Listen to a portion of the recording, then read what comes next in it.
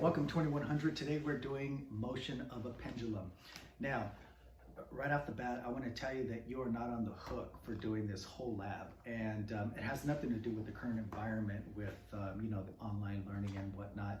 At one point, this lab came later on in the semester, and you would have already had the opportunity to go over the equations of motion that govern what you're going to see today, but it has been moved up, so you most likely haven't covered that yet in your lecture class. So what that means is traditionally what we've been doing is having you do half of it. So the easier part, in other words, you are going to do the part A, a simple pendulum, and that is period versus length. You're also going to do part B, period versus angle, part B1, which is period versus angle for a simple pendulum. There's a B2, physical pendulum, period versus angle. You're not doing that. You're also not doing coupled pendulums. That one's kind of fun and easy, but you're not doing it. So you're only doing 2 out of the 4 experiments in your lab manual. Let's see. I will go over a bit of the equipment we're going to use today because it's a little different than what you'd see in the lab. Typically, there would be this rod, and on the top of the rod, there's this sort of blade that sticks out, and that's where you attach your string. On that is this plexiglass piece that has little angles etched out in it, so that you can determine, what amplitude your pendulum is swinging. Now, if you're doing this in the lab, it would take 3 people. This is mounted pretty high, so one person is maybe standing on a stool and looking at this. The other individual is holding the bob. In one point of the experiment, the lengths of the string on your pendulum is quite long. So they're holding the bob at the bottom, and the person looking at this is telling the individual holding the bob where to position it to get the right amplitude, the desired amplitude. And then perhaps a third guy is standing away from it all with a stopwatch, and they're timing the periods. So you're doing this by yourself. I'm doing it by myself. We need to do these 3 things simultaneously, but I think we pulled it off. So this is what we're going to do. Well, first of all, we're not going to use this. I kind of made something like this, just bigger, okay? And as far as the timing goes, let me talk about period for a second. When you're measuring the periods of these pendulums in motion, what you want to do is typically measure a multiple number of periods, right? Because under normal circumstances, the most error in your final analysis will come from the reaction time from starting and stopping the clock. So if you measure several periods, of course, depending upon how many you measure, you're eliminating the error significantly. Measure 5 periods, error decreases by a factor of 5. So you would typically want to measure a large number of periods.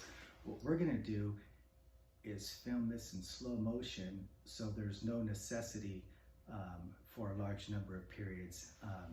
In fact, with some of the angles that we're going to use, you're only going to measure 1 period. And actually, the way we're doing it, you're going to get better results than if you did it in the lab. And the reason I say that is because for some of these larger angles, you can't get a full period, let alone 2 or 3 or 4 or 5. For these large angles, as it is oscillating back and forth, it's losing energy a lot quicker than if you just displaced it a small angle. So you're eliminating reaction time by letting it swing back and forth a large number of periods, but it's at the expense of measuring the true period for a particular angle of interest. So you end up introducing more air. We're gonna stick with one period, and I think we'll get some good results. In fact, even if you time this in somewhat of a lazy fashion, you'll still get accuracy to the 10th of a second. If you do this carefully, take your time, we're talking now about the hundredths, accuracy to the hundredth second. I'll show you what I mean in a minute. Let's see.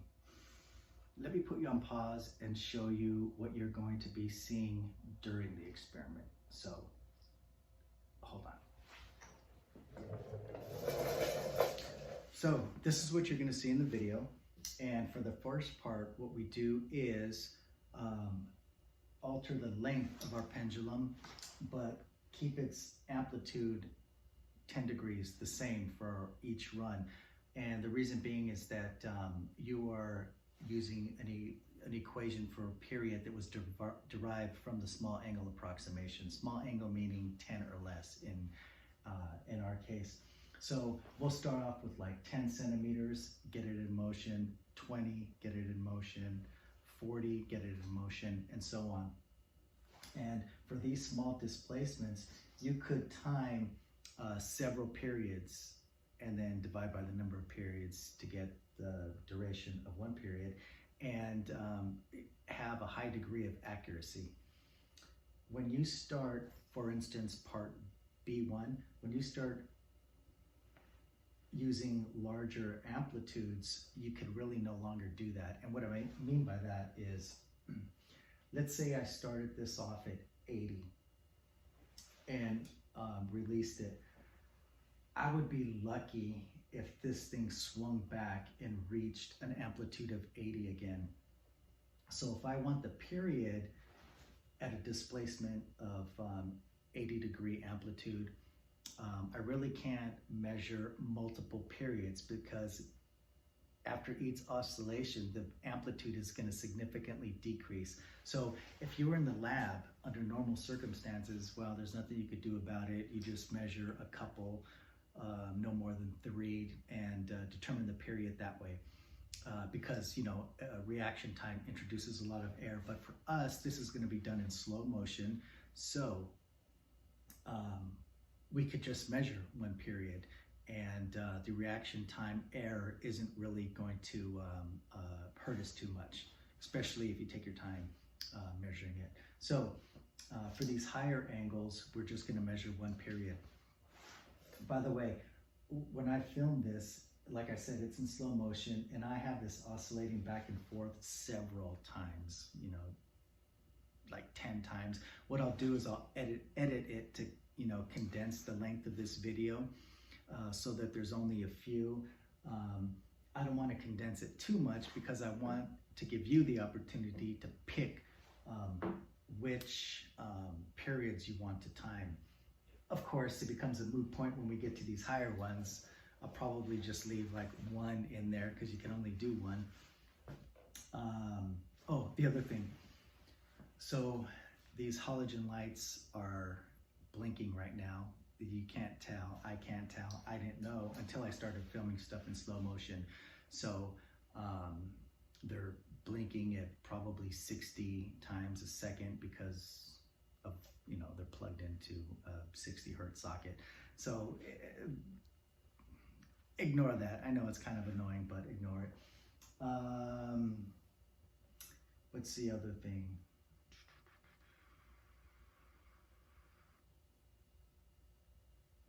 I think we're all good.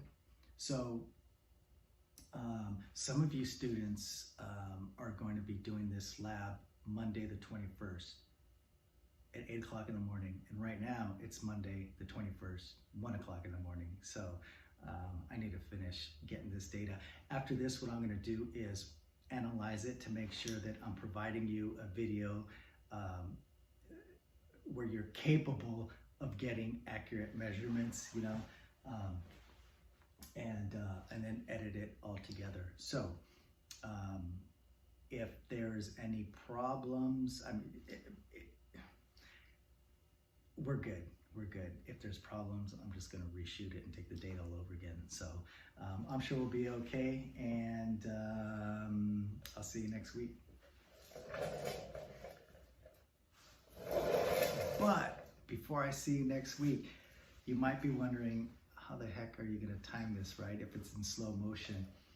I just have a cell phone on hanging from here. It's in the frame of this motion on its stopwatch. So what you would do is, this is swinging back and forth. I always start the motion at a slightly higher amplitude to give me time to turn the stopwatch on, turn the camera on.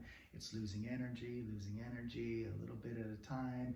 And once this bottom is aligned with whatever amplitude or the amplitude of interest for that particular run, that's when you make note of the time.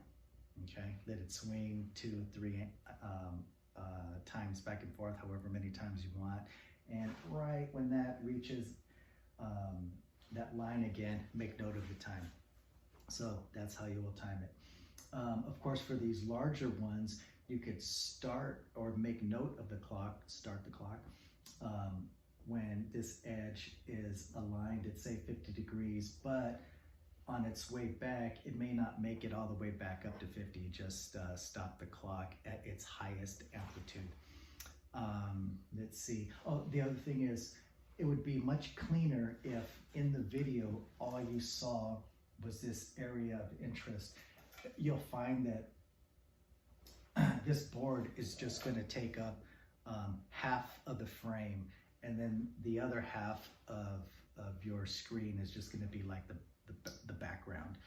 Reason being is that I intentionally put the camera in a position to where, let's say your max amplitude is 60. I shifted the camera over so that the lens is directly in front of this mark here, because errors and parallax, you wouldn't be able to get the amplitude of interest. That 60 degrees, it would be off. It would be off a bit, so there'd be no way to tell. So that's the reason for that. And for reals this time. See you next week.